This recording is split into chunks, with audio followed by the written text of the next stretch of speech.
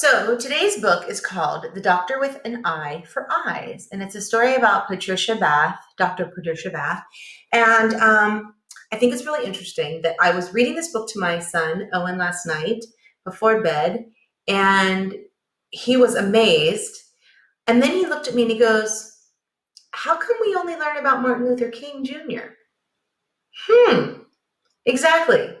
And what I wanted to say was, because we live in a racist country that only allows us to learn about white men and the occasional sprinkle of a woman or an African American man or possibly even like, Mexican Cesar Chavez, right?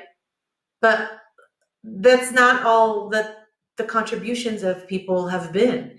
I mean, there are so many um, women, people of color, people of different religions, everything that have put so much of their time and life into making this a better place, a better world. Why aren't we learning about these people? I mean, obviously, we don't have enough time to learn about every single wonderful thing every single person in the world has done. I'm not saying that.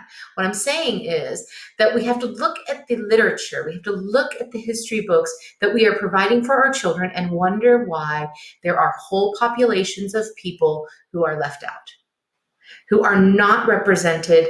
And we have to ask ourselves why it is that we gloss over things that were pretty substantial negative things that happened in history. And why do we omit things that we did wrong so that we can learn from our past? Okay, so let's get to the Doctor with an Eye for Eyes. And I got this book through Scholastic, and it's actually a part of a series of books that talk about women of color and the contributions they've made. And this is one of those things that if you're looking for literature to get inside your classroom or to share with your child, this would be a really great set of books to get. So let me start at the very beginning. The Doctor with an Eye for Eyes, the story of Dr. Patricia Bath. I mean, this could be great for girls. It could be great for people of color. It could be great for anyone who's interested in becoming a doctor. If you like to think big, but some say you're too small, or they say you're too young, or too slow, or too tall, pay no mind to their doubts and just follow the path of one awesome inventor, Patricia E. Bath. On the 4th of November in Harlem, New York, one family, the Baths, got a gift from a stork. A baby Patricia, quite clever she was, all the good she'd accomplished, the world would soon see. Now this girl from New York, she loved playing with boys. Her big brother, so thoughtful, shared all of his toys.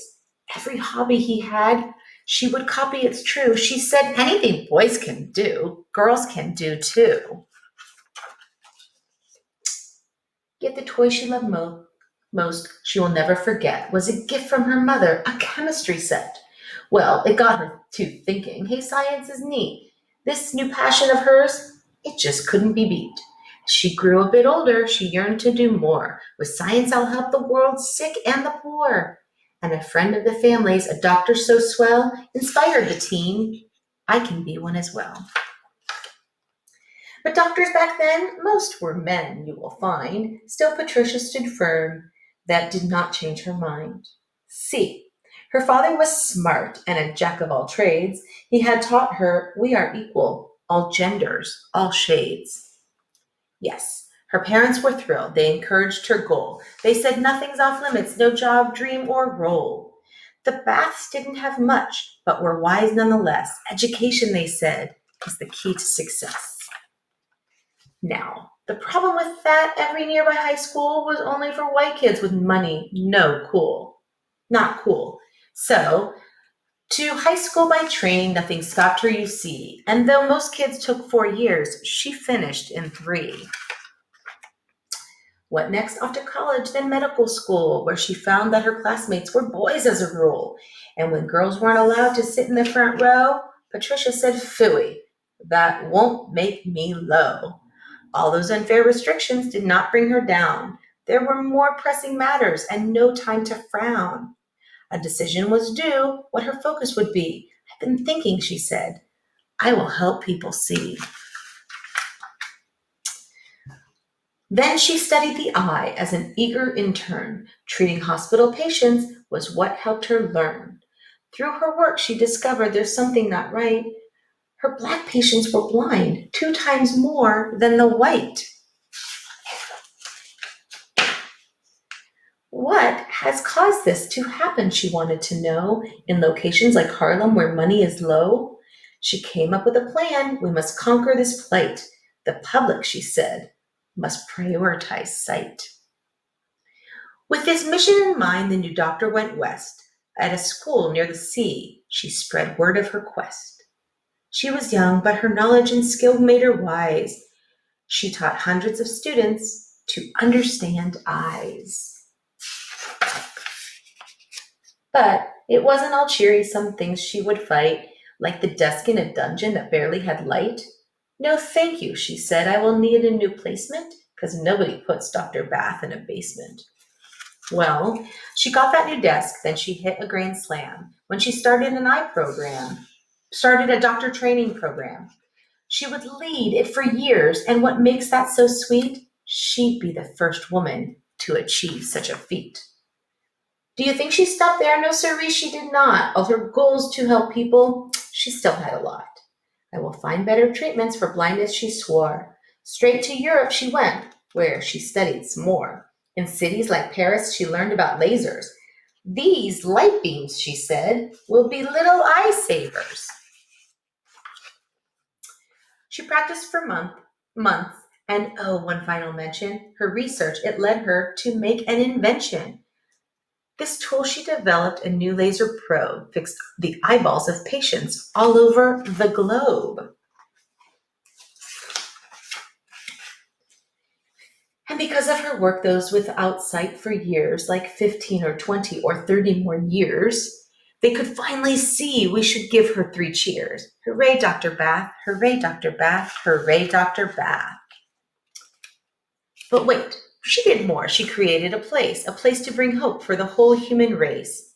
Its motto is like this: rich or poor, black or white, healthy vision's important. It's everyone's right.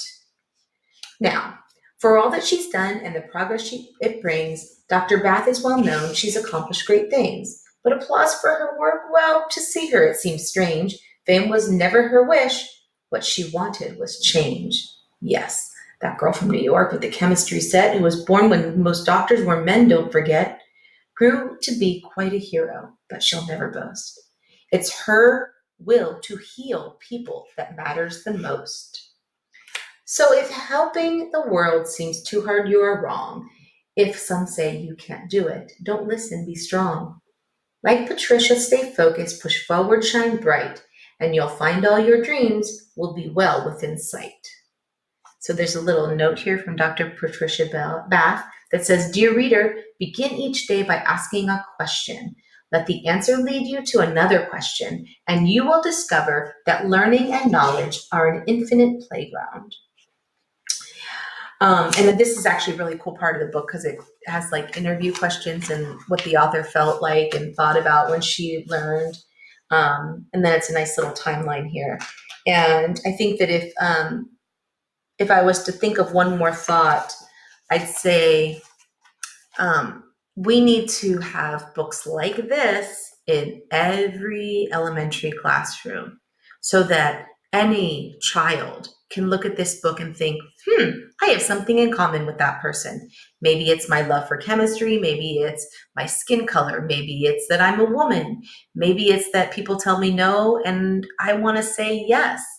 But having this book in your classroom is a way that can stop the destruction of the slanted history that we're learning. I don't know how else to say it. We need to have books like this. We need to show strong women, strong people of color, strong people of different religions, strong people of different sexual orientations. Because in the end, it matters what you do with your life. That's important. How you treat people, that's important. Okay, have a great day. Thank you for listening.